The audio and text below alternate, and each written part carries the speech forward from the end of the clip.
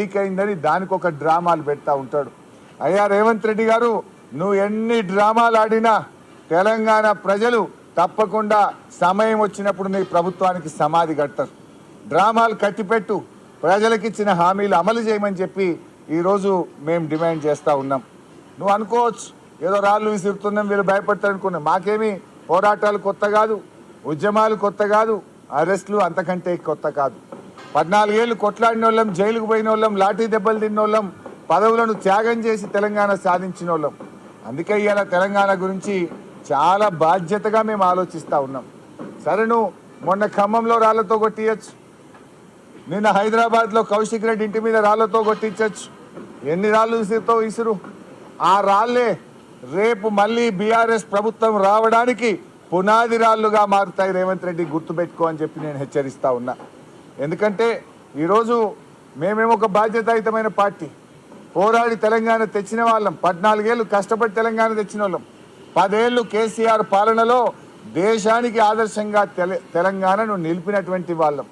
అందుకే మీరు మొన్న చూస్తే 16వ ఆర్థిక సంఘం వస్తే రాష్ట్రానికి మేము రాష్ట్ర ప్రభుత్వం గురించి మాట్లాడలే. రాజకీయాలకు అతీతంగా రాష్ట్ర ప్రభుత్వం అనేక వైఫల్యాలు ఉన్నాయి. 16వ ఆర్థిక సంఘానికి తప్పుడు లెక్కలు ఇచ్చింది. కానీ రాష్ట్ర ప్రయోజనాల కోసం ఆర్థిక సంఘం ముందు రాష్ట్రం పరువు తీయొద్దని చెప్పి మేము చాలా బాధ్యతాయుతంగా ప్రభుత్వం కంటే బలమైనటువంటి వాదనను 16వ ఆర్థిక సంఘం ముందు వినిపించాం. కేంద్రం తెలంగాణకు ఎట్లా అన్యాయం చేస్తుందో చెప్పాం. నీటిపారుదల ప్రాజెక్టులకు 40,000 కోట్లు కేటాయించాలని అడిగాం. మిషన్ భగీరథకు 20,000 కోట్లు కావాలని అడిగాం. సూపర్ స్పెషాలిటీ ఆసుపత్రులకు 10,000 కోట్లు కావాలని అడిగాం. పాలమూరు రంగారెడ్డిని జాతీయ ప్రాజెక్టు చేయమని అడిగాం.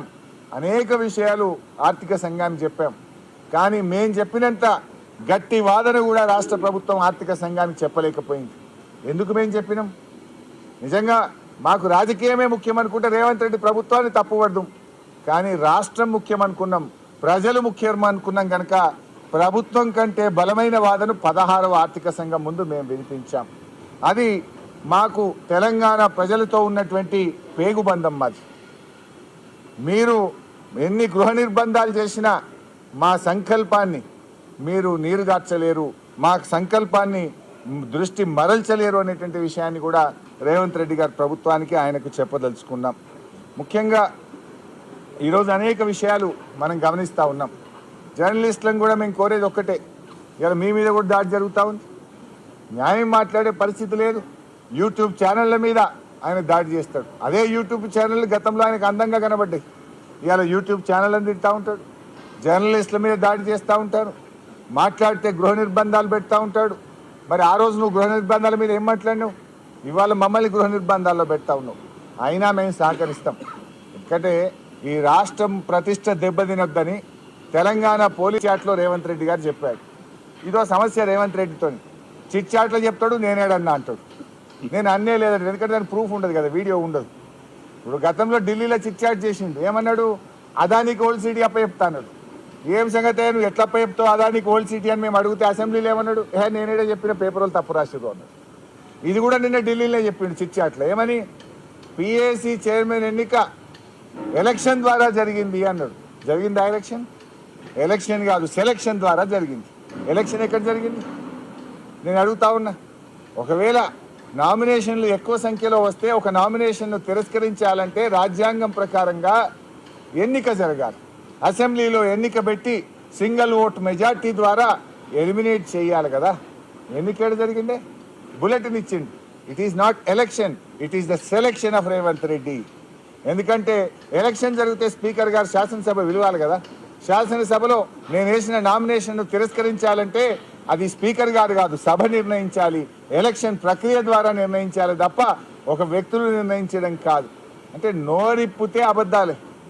ఏ పూటగా ఆ పూట మాట్లాడు, ఏ రోటికాడ ఆ పాట పాడు రేవంత్ రెడ్డికి అలవాటైపోయింది. దాడి చేయించింది ఆయన్నే. ఇవాళ లేలే హైదరాబాద్ బ్రాండ్ ఇమేజ్ దెబ్బతినద్దు, ఎంతటి వారైనా లా అండ్ ఆర్డర్ కాపాడాలంటే ఇదేదో దయ్యాలు వేదాలు వల్లించినట్లేదు. దాడి చేయించిందే నువ్వైతివి, దాడి చేస్తే నేను ఊరుకోనని మాట్లాడేది నువ్వేనైతివి. నవ్వుకోరా, ప్రజలు చూస్తలేరా? 8 పోలీస్ స్టేషన్లు దాటి గాంధీ గారు కౌశిక్ రెడ్డి ఇంటి మీద దాడి చేస్తాడంటే తెలంగాణ పోలీసులకు సామర్థ్యం లేదా? ఉన్నది పాపం. వాళ్ళ కాలు చేతులు కట్టేసినావు నువ్వే దగ్గరుండి ఎస్కార్ట్ ఇప్పించి దాడి చేపిస్తావు. వాళ్ళు ఏం చేస్తారు పాపం? తెలంగాణ పోలీసులు అద్భుతమైన పోలీసులు, వాళ్ళని కూడా నేను తప్పు పట్టడం లేదు. అందుకే నేను డీజీపీ గారిని కోరింది కూడా, ఇది అత్యున్నత స్థాయిమైనటువంటి అవకాశం. రాగద్వేషాలకు అతీతంగా పనిచేయాలి, న్యాయానికి చట్టాన్ని కాపాడే విధంగా పనిచేయాలి తప్ప ఒక వ్యక్తుల ఇష్టాయిష్టాలకు అనుకూలంగా పనిచేయొద్దని చెప్పి కూడా నేను పోలీసులకు కూడా హితవు పలుకుతా ఉన్నాను. ఇక నా ఆరోగ్యం గురించి కూడా మీరు వచ్చింది అందుకోసం, నాకు తెలిసి క్వశ్చన్ అడుగుతారని. కానీ సరే, నాకు నిన్న వాళ్ళు తొక్కిసలాటలో తోపులాటలో కొంత చేయికి దెబ్బ తగిలిన మాట వాస్తవం. అయితే డాక్టర్ల దగ్గరికి వెళ్తే చూసి ఒక 15 రోజుల పాటు 15 రోజుల పాటు ఫిజియోథెరపీ చేయండి. ఒకవేళ ఫిజియోథెరపీలో బాగా అవుతుందని అనుకుంటున్నాం, కాకపోతే మళ్ళీ చూసి ఏం చేయాలో చేస్తామన్నారు. ఉదయం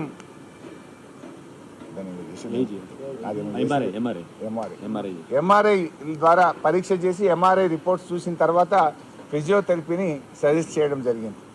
ఈరోజు రాష్ట్ర వ్యాప్తంగా జరిగిన అరెస్టులను తీవ్రంగా బీఆర్ఎస్ పార్టీ ఖండిస్తూ ఉంది.